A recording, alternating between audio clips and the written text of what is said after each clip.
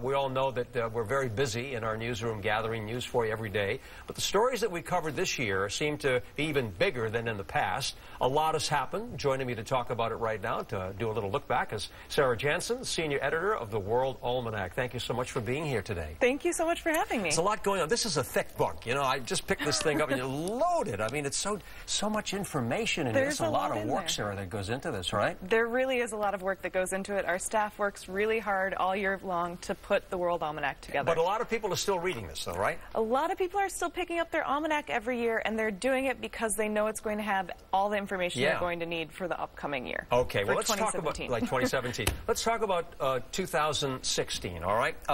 A lot of news. Certainly, we have to say that the election has dominated the top of the list, no question. The election was at the top of the list all year long. Right. There were so many things about this year's presidential election that were unprecedented. You had a Republican field that started with 17 candidates. Right. They couldn't even fit them all on one stage at the debates. It was amazing. It really was amazing. And then you had the Democratic Party, fewer candidates, but they nominated their first woman nominee, presidential nominee, and it was obviously a really exciting election. But of course, you know, whenever you elect a president, it's very exciting. It is, okay, and it's just getting started, right? So you'll have a lot to write about next year, that's for sure. Brexit was another big story. You know, Britain's leaving the European Union. That was a big one. That was a big one. Yeah. You know, it was one that took a lot of people by surprise. The polls were very close the entire time.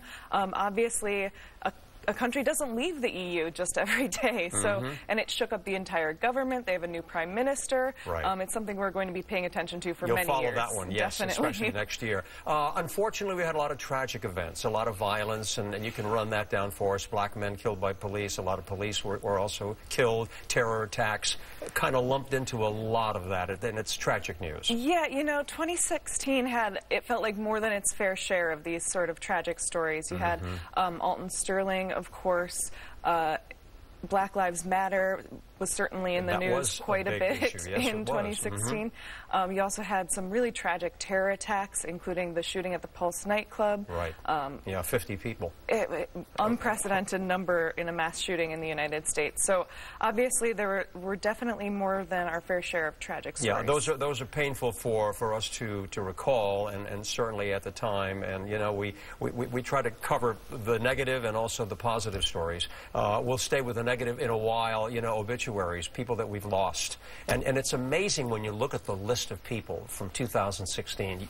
Nancy Reagan, Prince, David Bowie, on and on. It's true. There were so many sort of generational icons in the past year.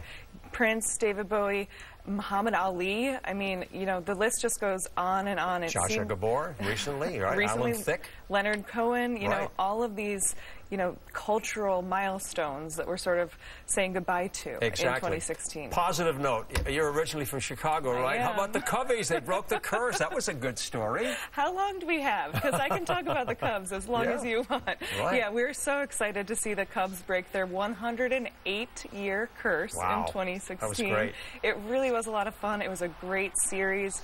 I think even casual baseball fans were able to get into this one because it was so exciting. And what about LeBron James, right? And then Cleveland got its championship too. They got it earlier in the summer, of course, but I mean, obviously Cleveland had waited a long time for their victory as well. And people, you know, it's just so much fun to see that victory parade. And people were like literally climbing the walls to celebrate. It was exciting, wasn't it? It was so really much fun. Was. I know. Well, on that note, we'll end on a positive note, looking back to 2016 and looking ahead to a good year for all of us in 2017. Here's hoping. Yeah, definitely. Sarah Janssen, I thank you so much for joining us from Almanac.